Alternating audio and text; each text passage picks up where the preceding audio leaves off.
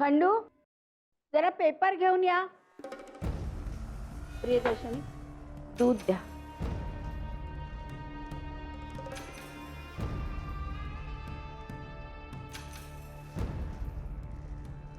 सगळं दूध. काय हे?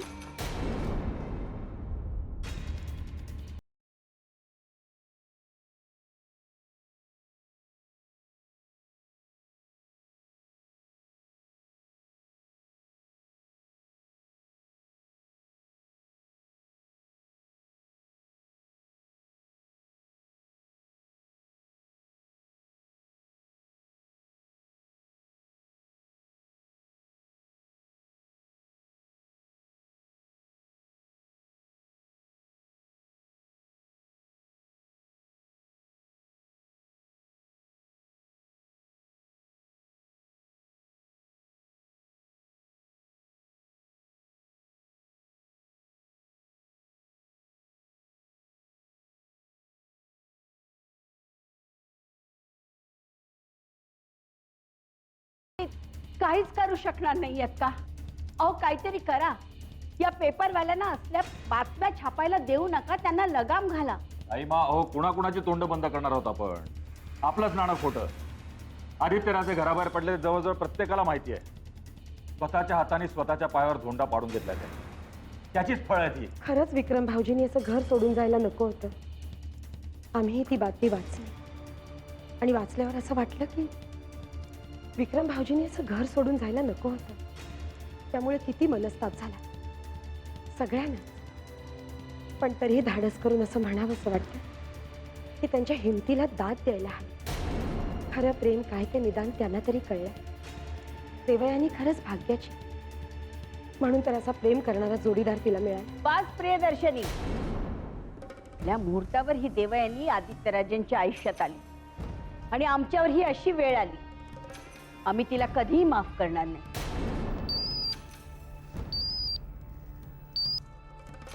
हॅलो, रणवीर राजे बोलतोय. हो वाचली. हो फोटो आहे म्हणजे आदित्य राजेच असणार ना? हे बघा, हा आमचा घरगुती प्रश्न आहे. कसा सोडवायचा ते आम्ही पाहू. तुम्ही नाक खुपसू नका.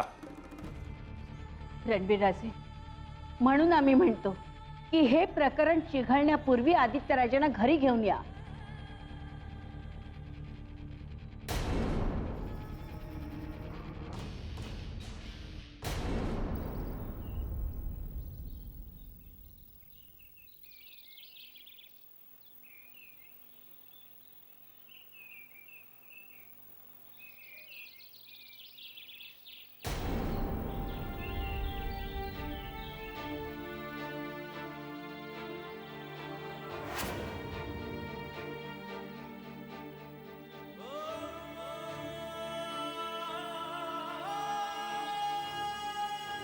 देऊ, तुमच्यासाठी चहा द्या.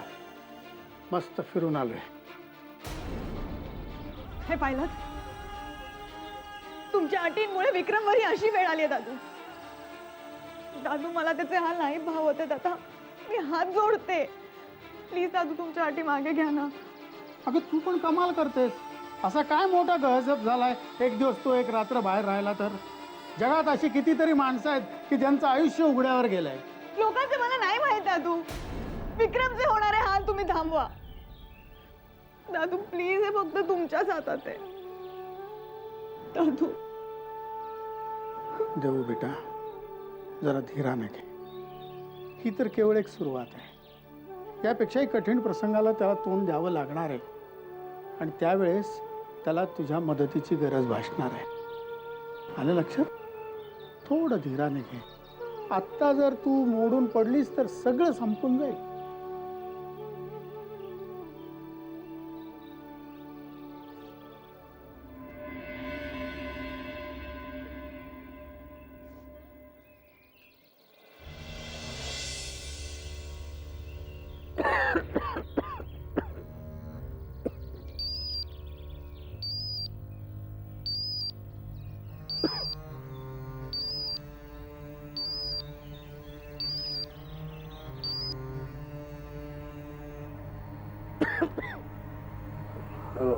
विक्रम, विक्रम काय चाललंय तुझं हे सगळं?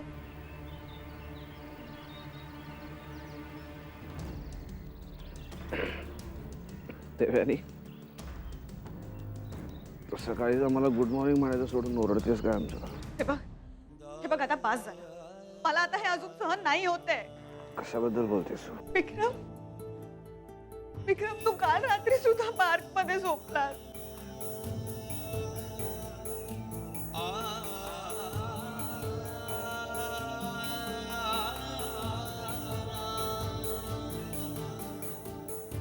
कोणी सांगितलं तुला? विक्रम, आपलं पर्सनल आयुष्य आता पब्लिक झालंय. तुझा फोटो छापून आलाय पेपर मध्ये. फोटो? हे बघ विक्रम, तू हे सगळं आपल्या प्रेमासाठी करत असलास ना, तरी मी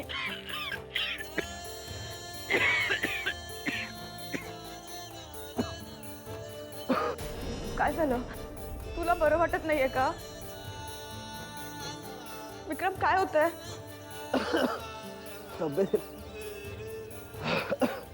तब्येतीला काय झालंय आमच्या देवयानी? तब्येत एकदम ठीक आहे आमची. हसता हसता मला खोकला आला, बाकी काही नाही. विक्रम, हे सगळं ऐकून तुला हसायला येतंय? मग काय करू सांगा मला. हे पत्रकार पण ना सावलीसारखे आमच्या पाठीशी असतात सतत. आम्ही काय करतो, आम्ही कुठे जातो याच्यात त्यांना जास्त रस. अर्थात त्यांची काही चूक नाही म्हणा. आमच्या नावापुढे असलेले राजेश शिर्केंचं अस्तित्व जोपर्यंत संपत नाही तोपर्यंत हे असंच सुरू राहणार. त्याला काही इलाज नाही. देवयानी, तू रडतेस का आता? मला सांग, हे असं किती दिवस चालणार आहे? हे बघ, कारण काही नाही. आमची मित्राकडे राहायची सोय झाली होती देवयानी, पण आता आम्हाला स्वतःच्या बळावर स्वतःला सिद्ध करून दाखवायचंय, उभं राहायचंय. आणि त्यासाठी कोणाच्या मदतीची आम्हाला नाही गरज. तुझ्यासाठी आयुष्यात पहिल्यांदा आम्हाला काहीतरी करायची संधी मिळाली, ती आम्ही का सोडायची सांग ना. विक्रम प्लीज, काहीतरी बडबडू नकोस. आमच्या हक्काचं घर आहे ना देवयानी, आहे की नाही? आणि आई पुढे ते असणार आहे. फक्त विचार कर ना, तेव्हा कदाचित खूप इच्छा असून सुद्धा चांदण्या बघत मोकळ्या आकाशाखालचं सुख उपभोगण्याची संधी आम्हाला नाही मिळणार. आणि तुझ्यावरच्या आमच्या प्रेमासाठी आम्ही या ज्या छोट्या मोठ्या गोष्टी करतोय ना, याच्यातला आनंद आम्हाला कसा मिळेल सांग? या सगळ्या गोष्टी आम्ही या सगळ्या दिवसांमध्ये अनुभवतो देवयानी, आणि आम्ही खरंच खूप मनापासून याचा अनुभव घेतोय. विक्रम, आता आता आता उद्या आपलं लग्न होईल. मग आपल्याला मुलं होतील. मुलं झाल्यानंतर तू त्यांना तुझ्यावरचं आमचं प्रेम सिद्ध करण्यासाठी आम्ही कसा कसा वेडेपणा केला हे खूप अभिमानाने त्यांना सांगशील ना? मग आपल्या वडिलांच्या कर्तृत्वाचा आपल्या मुलांना पण अभिमान वाटेल की नाही?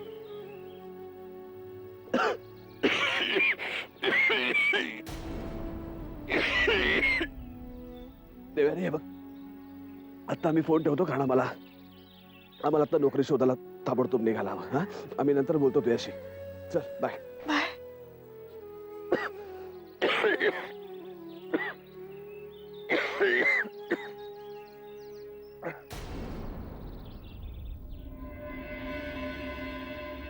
अरे सर आले सर, आदित्य राजांनी घर सोडलं, याच्यावर तुमची प्रतिक्रिया काय आहे?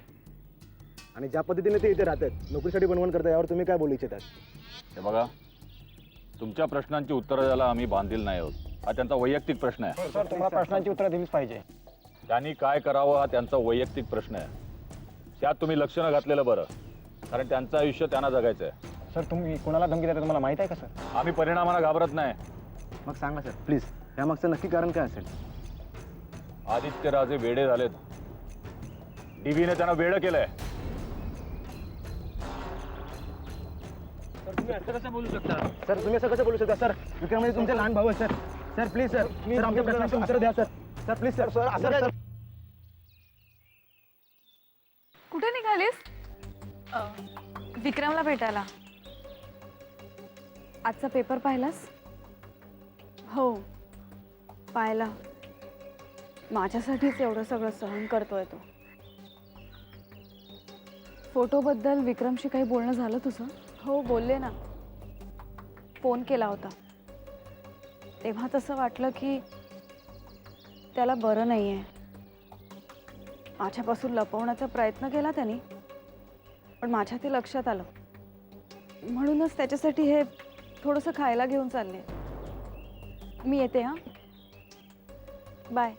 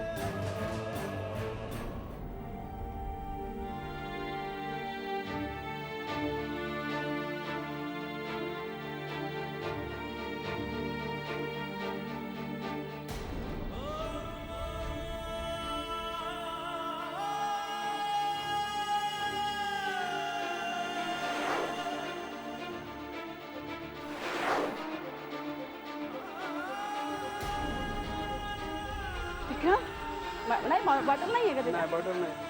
विक्रम विक्रम विक्रम विक्रम विक्रम उठ ना. विक्रम काय होत आहे? काय झालंय ना? अहो ते रस्त्यामध्ये चक्कर येऊन पडले होते. विक्रम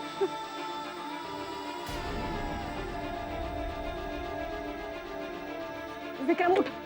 विक्रम विक्रम विक्रम काय होत आहे? विक्रम उठ ना.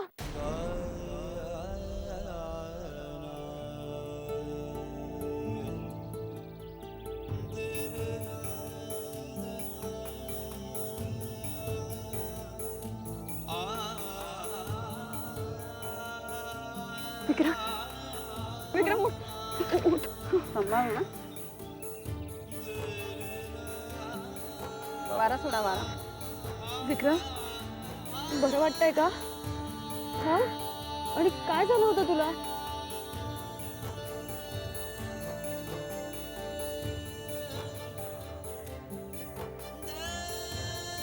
बरं वाटतं आता आम्हाला. त्याने आम्ही रस्त्याने चाललो होतो आणि चक्कर आली आणि आम्ही पडलो.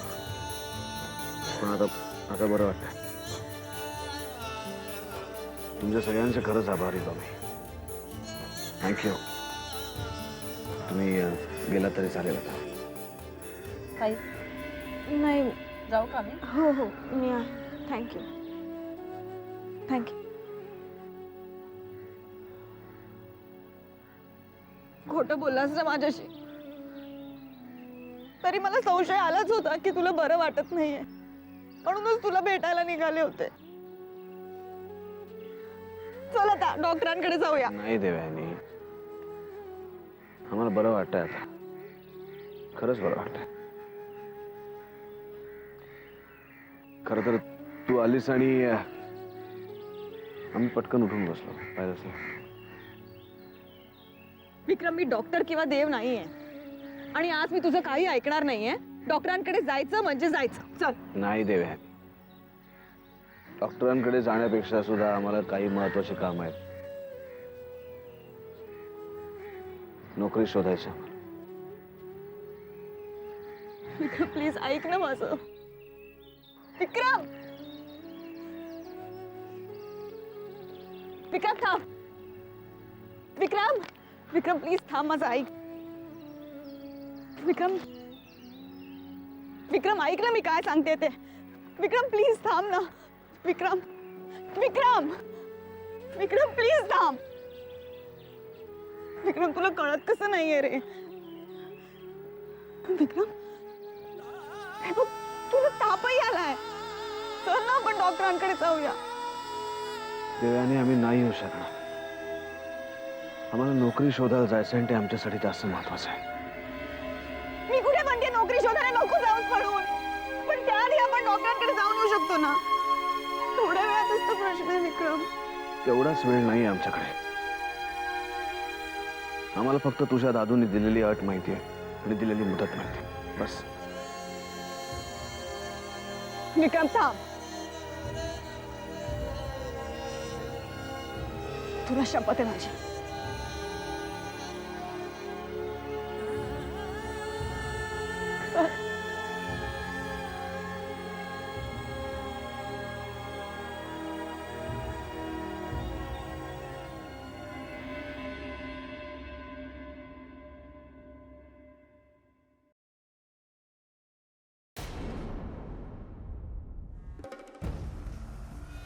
साईमा,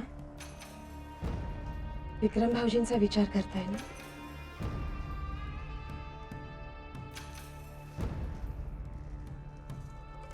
आम्हाला माहिती आमचं बोलणं तुम्हाला फारसं आवडत नाही,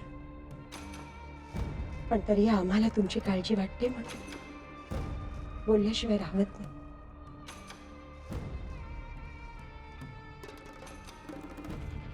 तुमचंच स्वप्न आहे ना साईमा? राजे शिर्के घराण्याला वारस हवा, राजे शिर्क्यांचा वंश पुढे वाढायला हवा. तुम्हीच जर अशा वागत राहिलात तर कसं शक्य होईल ते? तुमच्या अशा हट्टी वागण्यामुळं नील भाऊजी घर सोडून गेले आणि आता विक्रम भाऊजी त्यांच्या पाठोपाठ.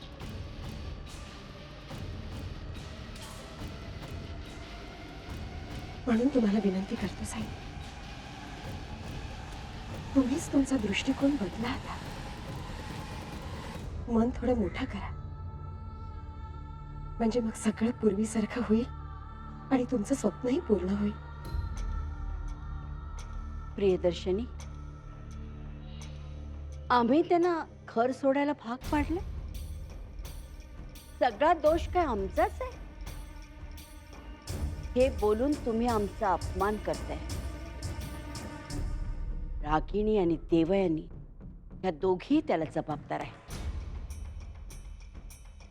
सतत असं चुकीचं माप दुसऱ्याच्या पारड्यात घालून काय होणार आहे?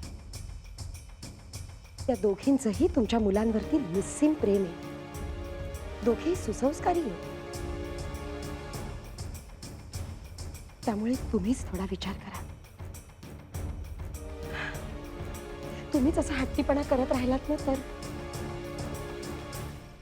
प्रियदर्शनी, आम्ही तुम्हाला आधीही सांगितलंय की तुमचे सल्ले तुम्ही तुमच्या जवळच ठेवा. आम्हाला एकटं राहू द्या. तुम्ही निघात.